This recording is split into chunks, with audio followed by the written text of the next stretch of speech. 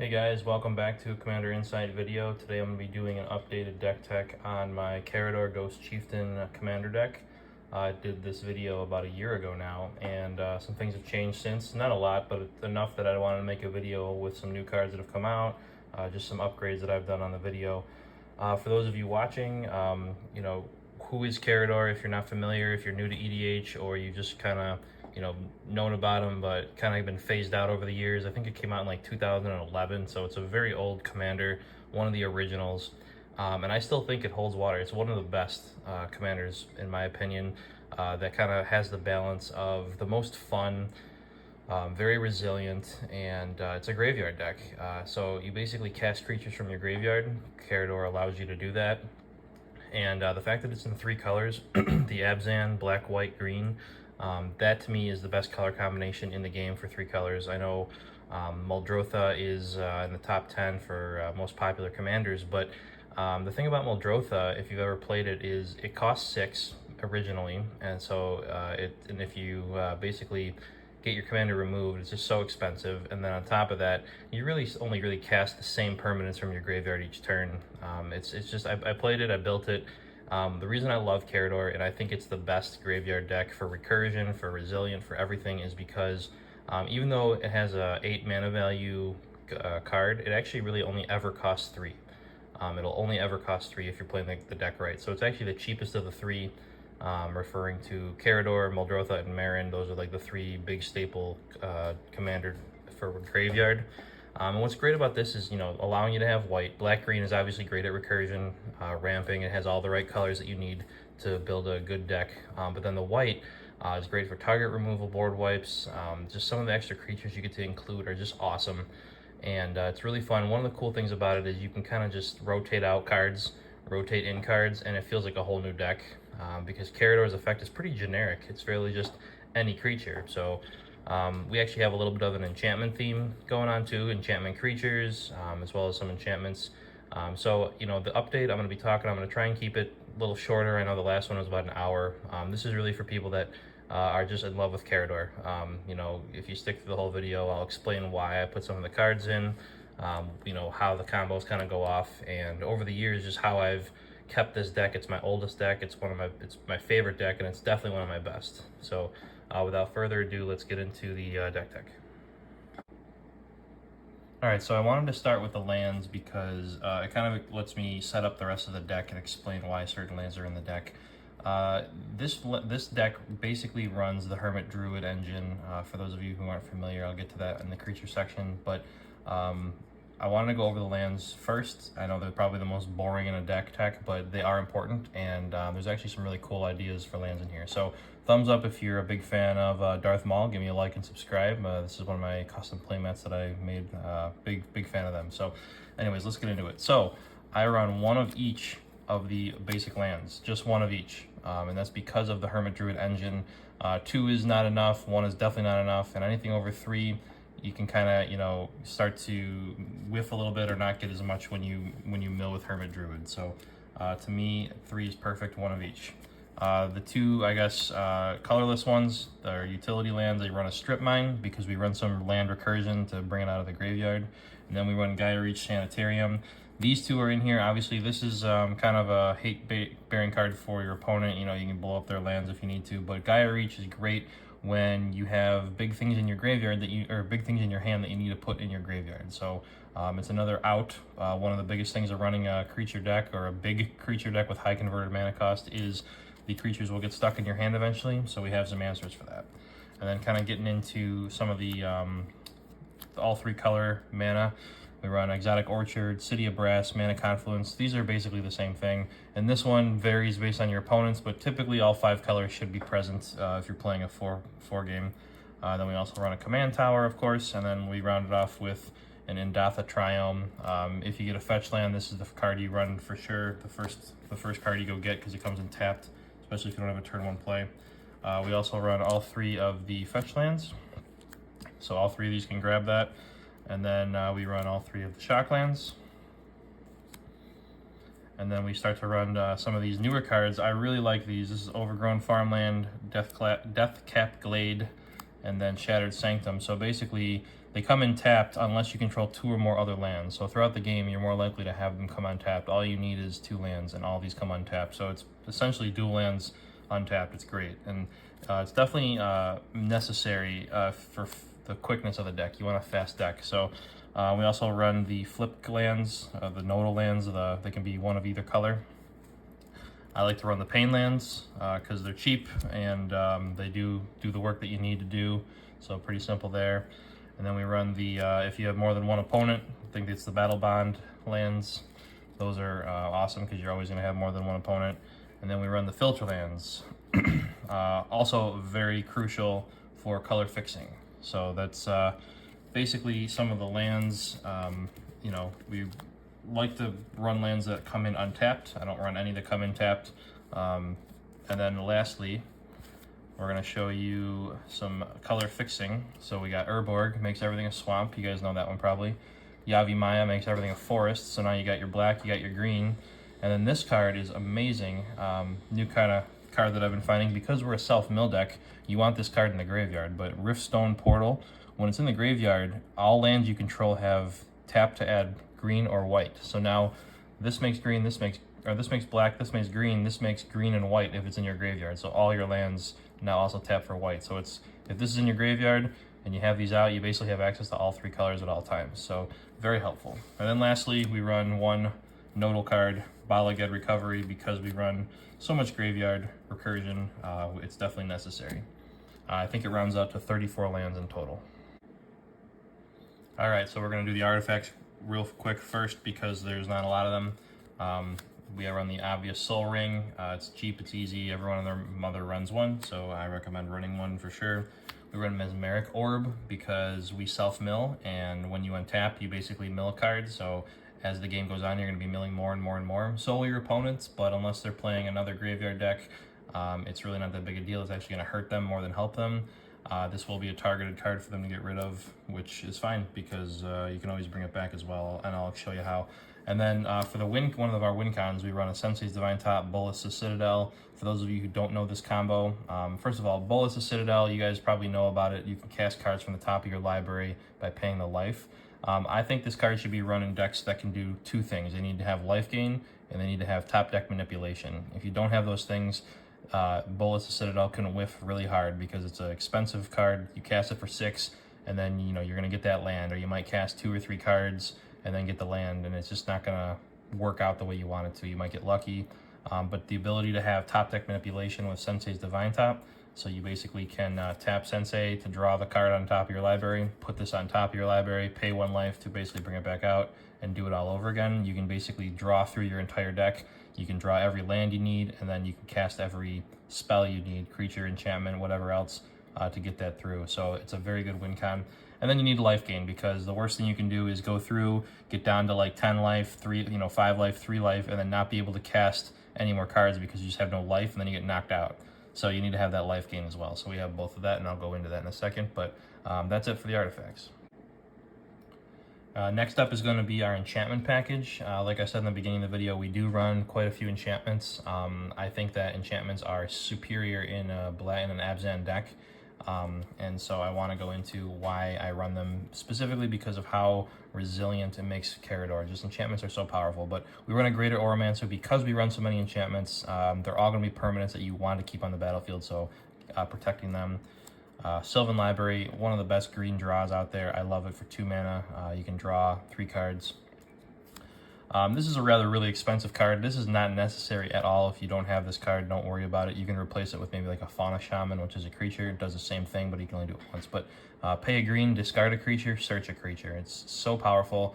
You can do it at instant speed, and it's really helpful for this next card, which I think is the absolute best card in Abzan, which is Hunting Grounds. This card is so underplayed, maybe just because there aren't a ton of Abzan decks out there, but if you're in an Abzan deck, so you run black, you have a graveyard deck, you have a creature deck, this card is amazing. As long as you have 7 cards in your graveyard, whenever an opponent casts anything, you get to just drop a creature from your hand. So now all those big creatures that are stuck in your hand, you can now just drop them for free. Your opponents will be terrified to cast anything. It's such an underrated card. I love it. The fact that it costs 2 mana is incredible because I run another card called Luris. I'll get into that in a second. It's one of the companion cards, but it's a little mini Muldrotha for 2 mana cost or less, so if they destroy it, you just bring it right back out. Then we run the Recursion, of course, Animate Dead, Dance of the Dead, and then Necromancy. I think all 3 are necessary, because yes, Karador can do it, but the more redundancy of Recursion you have, the better, because you just need that, because if they stop you in one outlet, you're not done forever. If they get rid of Karador, or make it so that Karador can't use its effect, whatever, make it the 0/1 indestructible bug, make it a forest, whatever it may be. If they get rid of one outlet, you still got more to make the deck run smoothly. And we got Aura Shards. This is incredible. We have a ton of creatures. You can be popping 3 to 4 cards per turn with this. Amazing enchantment. Greater good for some draw. We run a lot of high power creatures. You can sacrifice them, draw a lot of cards, discard some cards, bring the card you just sacrificed back. It's a whole bunch of just great way to just chew through your deck. Guardian Project. Every card in the deck is a different name, so actually being able to have this whenever a creature enters you draw is amazing. Smothering Tithe for extra mana, amazing card as well. And then that's actually it for just the enchantments, but getting into some enchantment creatures, we run Aegis of the Gods. See, this is why Karador to me is the best, because we're in the color white. There really is no way to protect your graveyard in Marin and or Muldrotha because you're not in white. This card right here, all it says is you have hexproof. But you having hexproof is incredible to stop cards that say exile target player's graveyard. They can no longer do it. Bajukabog, they can't target you. Some of these other ones that do it, I'm drawing a blank off the top of my head, but there's a ton of them out there now. It's still, Rest in Peace still gets through, and Rest in Peace is still the bane of our existence, but the fact that you have hexproof, it also stops you from taking damage. If you have an opponent that combos out and just pings everyone down, and they just deal burn damage or whatever, it protects you from it. So that's another really incredible, powerful reason why I love white. Dryad of the Elysian Grove, basically color fixing for lands. It's I guess an enchantment creature of Chromatic Lantern, and you can play an additional land each turn, so it helps you ramp. Very good card. Of course, with all the enchantments we play, we have to run Eidolon of Blossoms. Every time an enchantment just enters the battlefield, you draw a card. And then lastly, Archetype of Endurance gives everything hexproof, all our creatures hexproof, and then makes everyone else lose hexproof. Super powerful. It's very high mana value, but we rarely ever cast it. So that's it for the enchantment package. It's quite a lot, actually, and I wouldn't have it any other way. So now it's time to get into the good stuff, the creatures of the deck, the meat and potatoes of the deck. This is a self-mill, want your stuff to go to the graveyard so that you can cast them out of the graveyard, of course. So I'm just going to go through some of the creatures and explain why they're in there. Not every single one, because we'll be here for hours. But Esper Sentinel, it's a newer card. I just threw it in. It works really well. It's basically like a Mystic Remora for the white, in the sense of, if you can get it turn 1. So it helps you draw, and it's easily recurable. With Karador, it costs just 1. We run Viserys here. Sometimes you just need to sacrifice creatures, but also the Scry is great for top deck manipulation with Bullets of Citadel. I like the Kami the False Hope, which is the white version of Spore Frog. Again, just stops someone from taking damage that turn when you sacrifice it. We run a Satyr Wayfinder because we need to mill. This helps us find our lands as well. And then very similar is a newer card, Circle of the Land Druid. When it enters the battlefield, you mill 4, and then when it dies, you get a land from your graveyard. But just the milling is really what we need. We want to mill, but we want to do it in creature form because you can recast it and stuff. Here's the MVP of the deck. This is what the entire deck revolves around. Hermit Druid.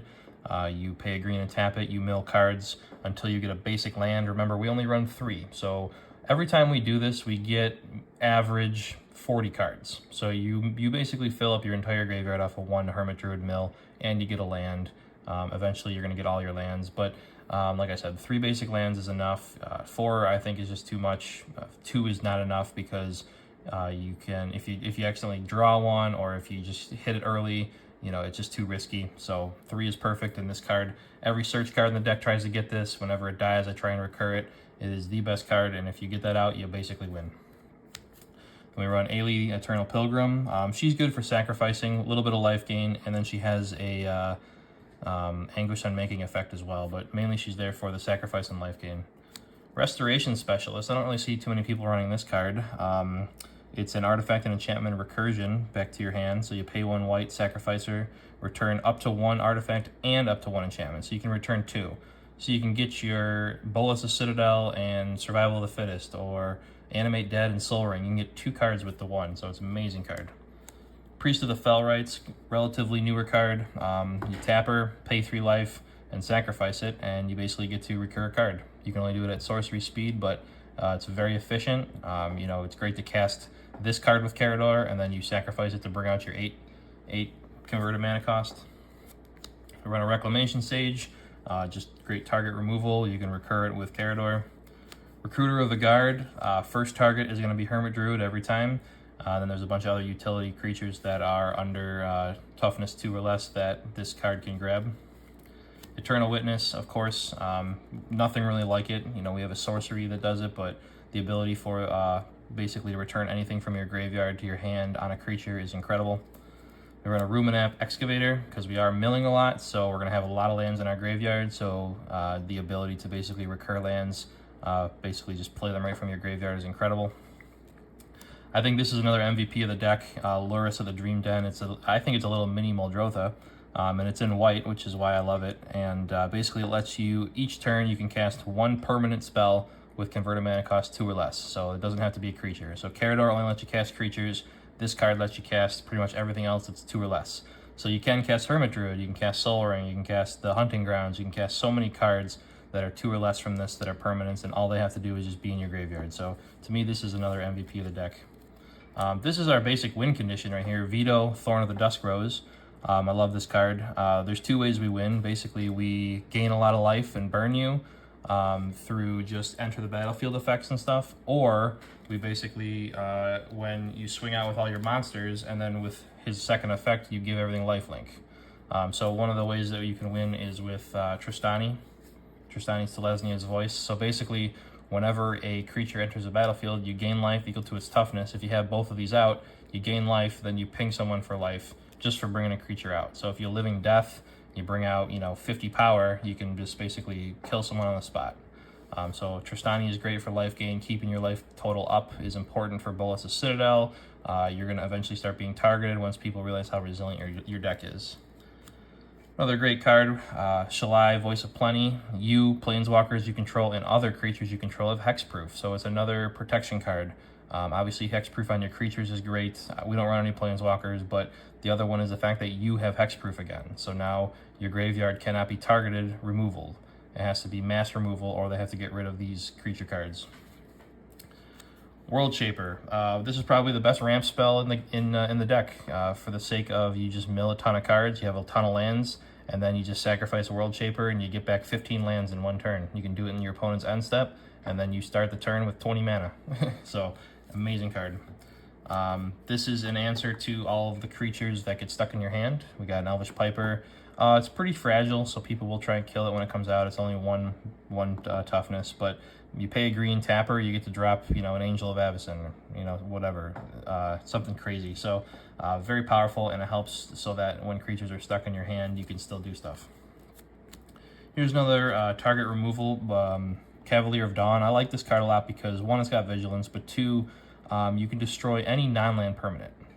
So it's not like only an enchantment, only a creature, only whatever. It's basically any non-land. Yes, they get a 3/3 token, but it's really not a big deal. But then when this dies, you also get to add an artifact or enchantment back to your hand. So some of those ones that they've killed in the past. So that's why this deck is so good at recurring, so good at resilient. It's like you can clear the board 3 times and I'll come back the 4th time still. So I just love that part of it. Karmic Guide, part of the combo. I don't run the actual infinite combo with Safi Eriksdottir. I just thought that was too cheesy. Just stopped becoming fun. But this card's amazing.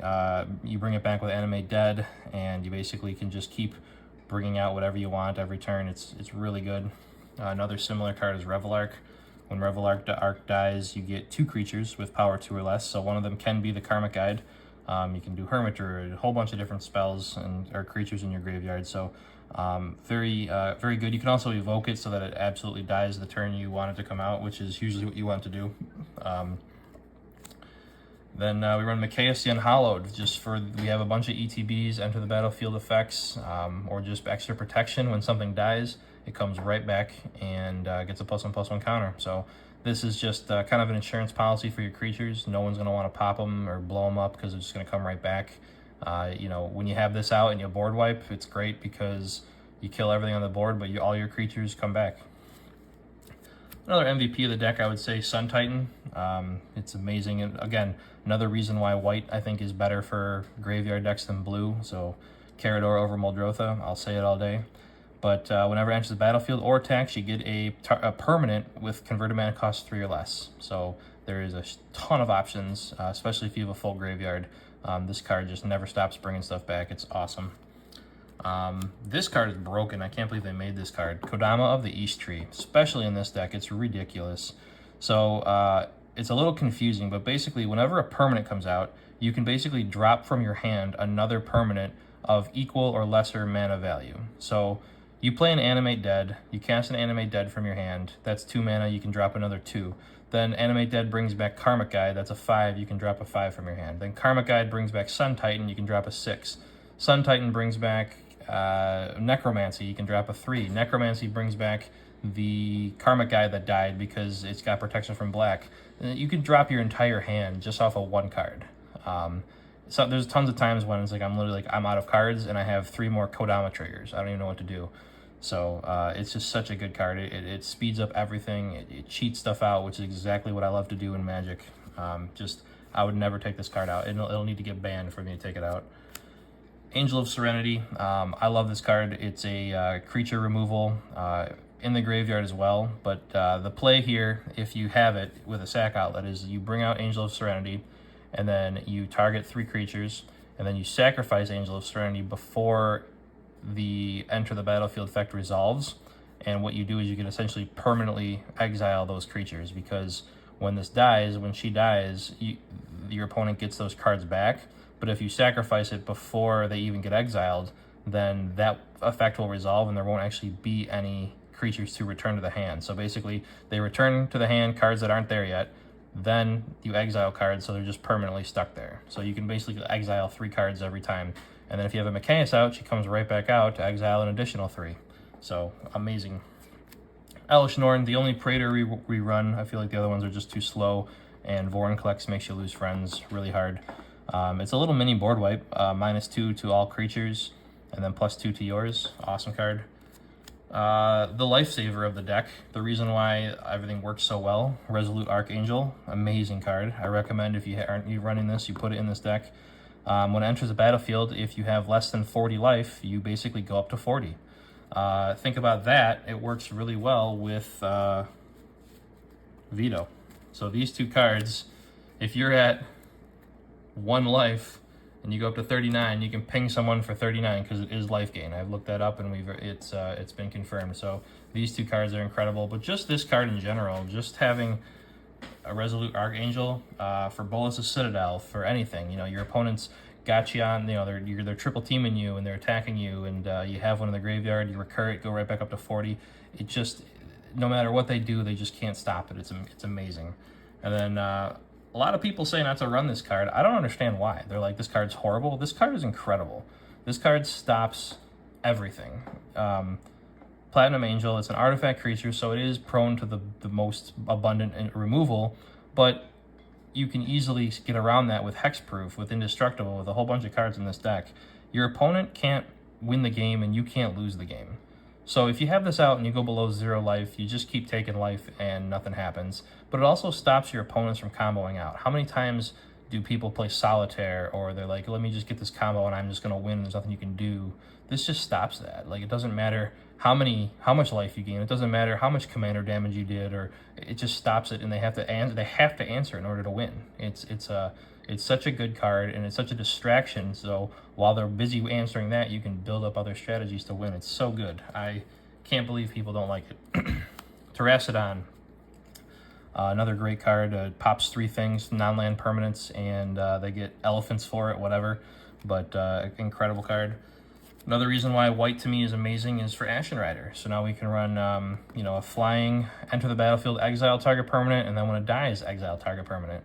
So with a Mikaeus, you can essentially be exiling 4 things by bringing it out, sacrificing it. Mikaeus brings it back, you sacrifice it again.